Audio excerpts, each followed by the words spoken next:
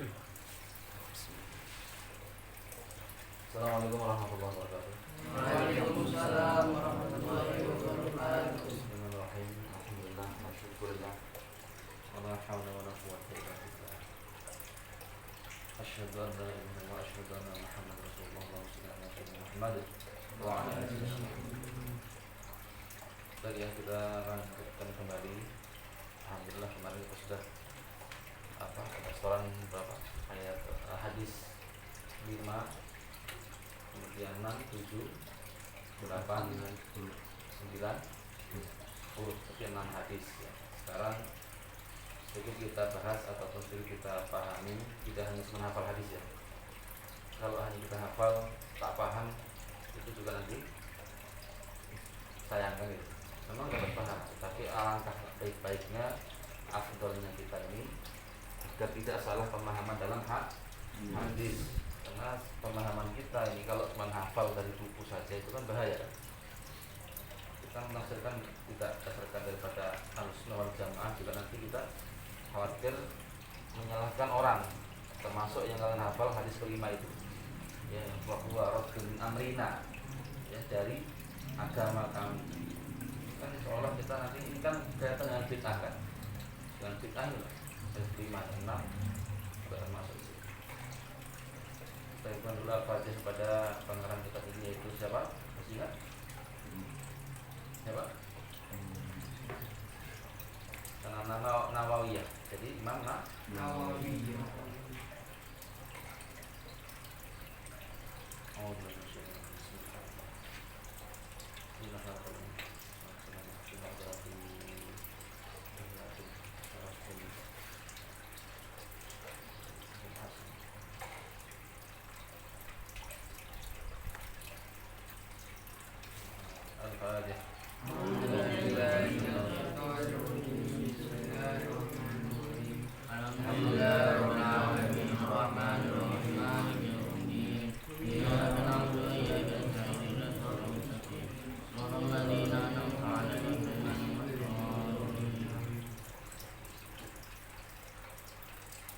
kita langsung ke hadis kelima yang pengen dihafalkan, kelima.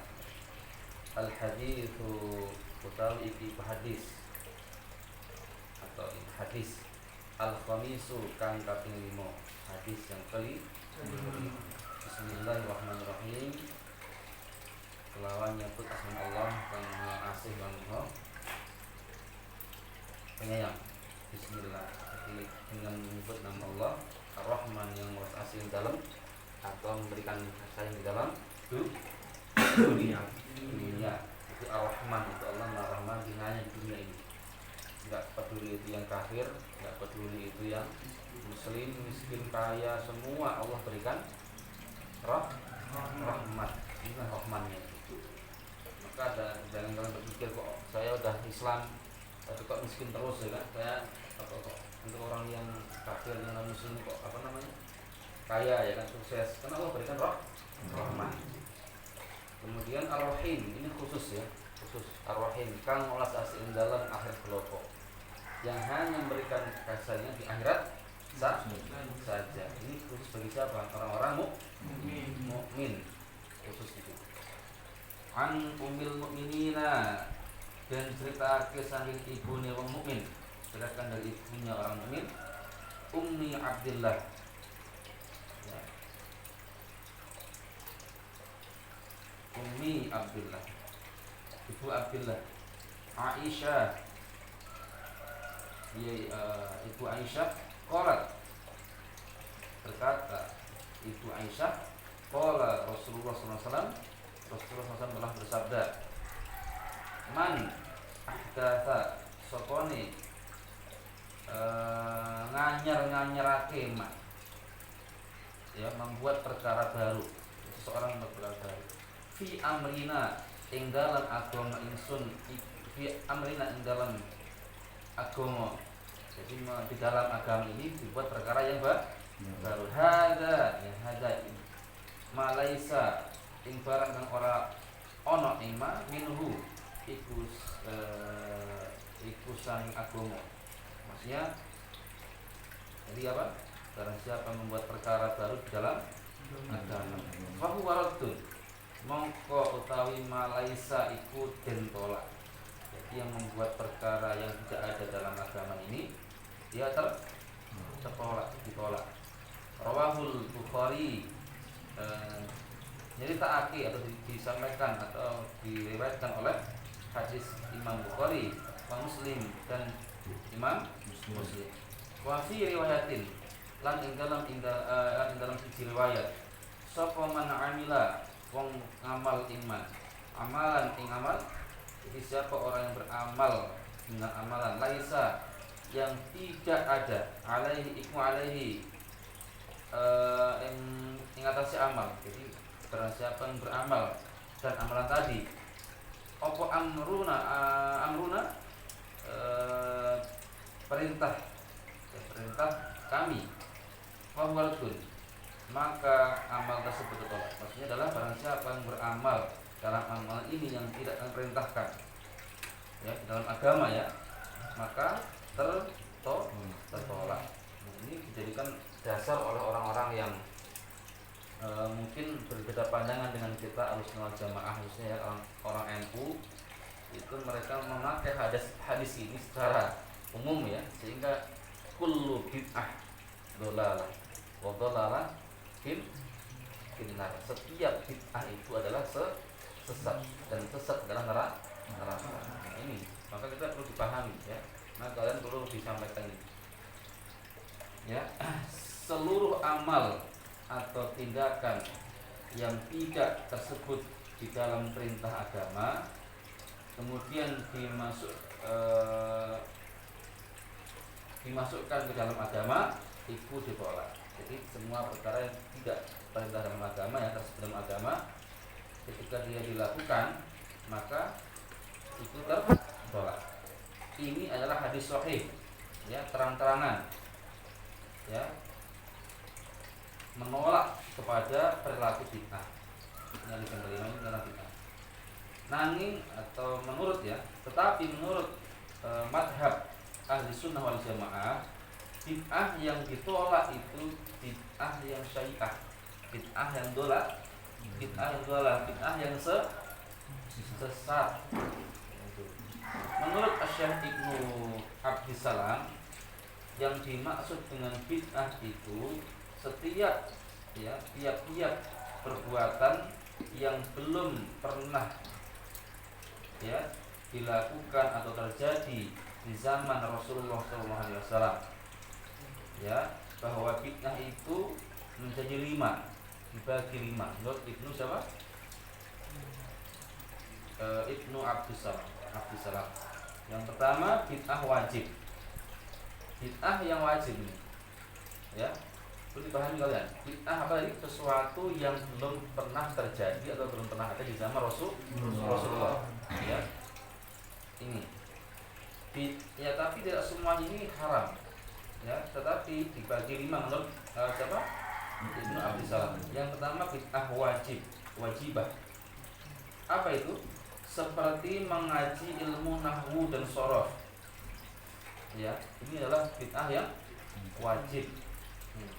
Sesuatu yang belum ada tetapi penting dilakukan kan? Kenapa? Ilmu nahwu shorof ini perlu digunakan untuk mengetahui kepada syariat. Kalau kita tidak paham tata bahasa ya, tata bahasa tentang kitab, membaca kitab umum itu susah kan? Yang biasa apa? Ahli nahwu shorof. Siapa? Yang pertama mempelajari ilmu ini adalah Sa'ad Ad-Duwaili. Itu di zaman Sayyidina Ali bin Abu Thalib. Di zaman itulah perkembangan bahasa Arab mulai dikembangkan. Ini ilmu yang dikatakan bid'ah wajibah. Rasulullah belum pernah mempelajari, belum pernah menyampaikan tentang ilmu nahwu shorof, belum ya. Tata bahasa belum.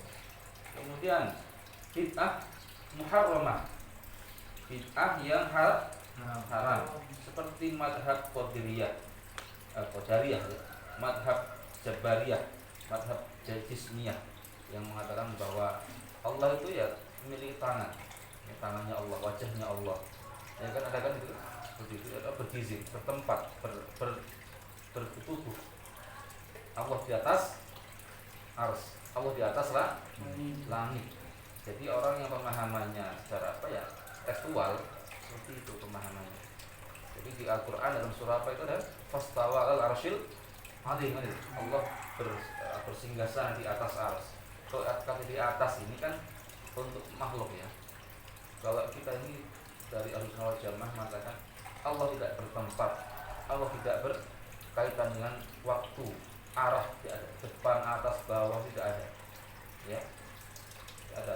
Jadi maksudnya apa? Allah suci dari hal tersebut, karena Allah yang menciptakan waktu, arah dan tempat tersebut. Masa Allah di atas. Jadi itu kita harus dipahami, ya. Kemudian bid'ah mandubah yang sunnah ya. Apa itu contohnya? Seperti membangun pondok-pondok pesantren, madrasah dan tempat untuk pendidikan. Itu adalah salah satu bid'ah yang sunnah. Zaman Nabi belum ada ya membangun sekolah yang sifatnya seperti ini, belum ada kan? Dibangun itu di zaman dinasti Abbasiyah dan zaman Umayyah gitu ya. Kalau di zaman Rasulullah adanya di Kutab ya kan, di rumah Arqam bin Abil Arqam kan di situ dulu, di rumah itu. Jadi belum ada sekolah yang sifatnya seperti pondok pesantren, itu belum ada zaman itu. Nah, kan kembangan lagi apa hukumnya? Ya, bid'ah yang sunnah ya. Ya kan malah wajib ya, mendekati wajib, karena tanpa ini kita susah untuk mendapatkan ilmu tentang agama. Jadi perlu dipahami itu ya. Jadi kalau kita yang baca tekstual di situ itu bahaya nanti. Segala sesuatu yang dikatakan kita, kalau makan nanti kita ulang, nanti makan nasi. Rasulullah pernah makan nasi bang? Rasulullah makan pakai apa? Sendok nggak? Tapi ada yang mengatakan juga dari yang bukan pemahaman kita, itu adalah perkara dunia. Ya, kata Rasulullah juga ada sih itu. Kata Rasulullah bahwa perkara dunia itu silakan. Nah ini ya, kalau yang pandai ya bahasa seperti itu ya. Kalau masalah agama jangan pernah ditambah. Itu tidak menambah kan? Nambah nggak ini? Kayak acara 7 hari orang meninggal dunia itu menambah nggak? Apa yang dibaca? Kita nambah nggak Yasin tuh? Atau yang surahnya Yasin ayat berapa? Berapa ayat? 80? Ya, 83 ya kan? Bertambah 85 jadi ayatnya? Tidak kan? Yang dibaca surah Yasin, ya tetap Yasin itu kan? Terus apa salahnya kita? Makanya kalau dirubah-rubah kayak sholat misalnya subuh 2 rakaat, cuma 2 ditambah jadi 4 gitu. Itu juga ya haram ya. Itu yang dolar seperti itu. Jadi malah kita mengembangkan, bukan merubah, mengembangkan. Dan Islam itu fleksibel ya. Dalam artian tersebut bukan dicampur-campur tidak, tapi bisa mewarnai ya, bisa mewarnai. Coba Wali Songo dakwahnya kayak mana? Ada yang mengatakan dalam YouTube itu Wali Songo itu sesat, man. Walinya wali setan. Nauzubillah min. Nah, kita tinggal di Indonesia. Siapa yang menyebarkan Islam di Indonesia ini? Wali Songo kan? Salah satunya di abad 13 itu. Malah mengatakan Sunan Kalijogo itu dikatakan imamnya setan, awalinya setan. Nauzubillah.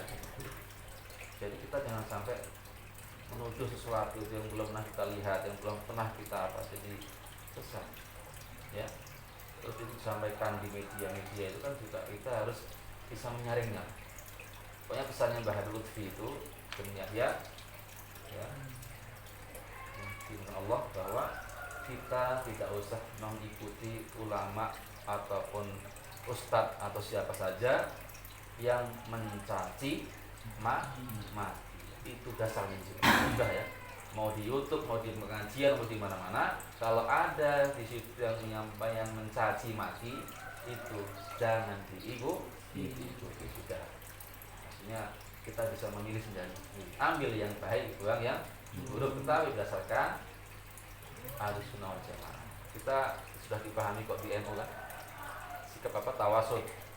Tawazun, tasamuh, amar ma'ruf nahi munkar bil ma'ruf. Jadi kita walaupun amar ma'ruf mengajak kebaikan, mencegah yang buruk, tetapi juga dengan bil ma'ruf yang baik. Ini mau mengajak kebaikan diharamkan. Ini haram, sesat, neraka.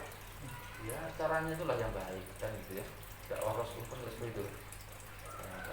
Ketika kita sudah mentok sekali baru Rasulullah waktu itu. Tetapi kan sekarang sudah punya ada hukum, ya ada hukum di negara Indonesia.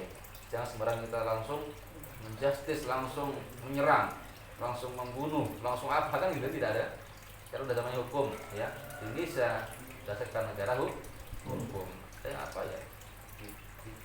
Ditabayun dulu lah, seolah seperti itu. Ini tadi ya bid'ah tentang mandubah, itu yang sunnah, yang membuat pondok pesantren, madrasah, dan lembaga-lembaga yang berpendidikan yang lain. Sekarang bid'ah makruhah, ya. Bid'ah yang makruh seperti apa? Menghias masjid. Itu bid'ah yang makruh. Tidak sampai ke haram ya. Makruhnya di mana? Maksudnya kalau ada memang membuat kaligrafi, bagus kan? Tetapi kalau di lingkungan situ masih ada orang-orang miskin yang perlu bantuan, sebenarnya kan malah apa lebih baik dana yang digunakan untuk menghias masjid itu untuk membantu mereka gitu ya. Makanya ada di situ kajian makruh, dan juga mungkin dari lebih pemborosan, lebih apa kan gitu kan. Jadi tidak sampai ke haram. Ya, tapi kalau memang masih bisa digunakan untuk yang lebih skala prioritas namanya kan. Skala prioritas, ada yang prioritas dengan skala prioritasnya lebih diutamakan apa? Itu di situ ya. Kemudian bid'ah mubahah, bid'ah yang mubah. Seperti ya makan, ya kan, makan yang jejembaran, kalau ini soal mangan namun di sandangan. Kita zaman Nabi belum ada pakaian jin gitu kan, belum ada sate padang, belum ada, ya itu juga bid'ah, ya kan. Jadi kalau kita nanti dipermasalahkan masalah bid'ah ini kan nggak selesai. Ya silakan kajian mereka, ya menurut kajian mereka seperti itu, ya kan. Kita seperti ini ya sudah. Dan intinya jangan sampai kita mempersoalkan masalah khilafiyah. Khilafiyah masalah furu'iyah itu cabang kan, cabang. Yang penting masalah akidah tetap sama Allah, Rasulullah, kitabnya Al-Quran. Dalam masalah cabang, karena kita berbeda pendapat masalah iman, kan masalah ulama yang kita ikuti, itu silakan. Karena Rasulullah pernah seperti ini kan, yang di sini ada yang di sini itu kan juga khilafiyah kan. Benar ada, jangan sampai menyalahkan yang ini nyangkan yang ini. Itu berarti kita malah kurangnya pemahaman ilmu sehingga kita tidak menghargai orang lain. Mana tasamuh kita kan juga, tasamuh toleransi, justru malah perbedaan menjadikan kita berkembang. Yang penting jangan cari perbedaan, carilah bersama. Alhamdulillah rabbil alamin. Demikian, assalamualaikum warahmatullahi wabarakatuh. Assalamualaikum Muhammad.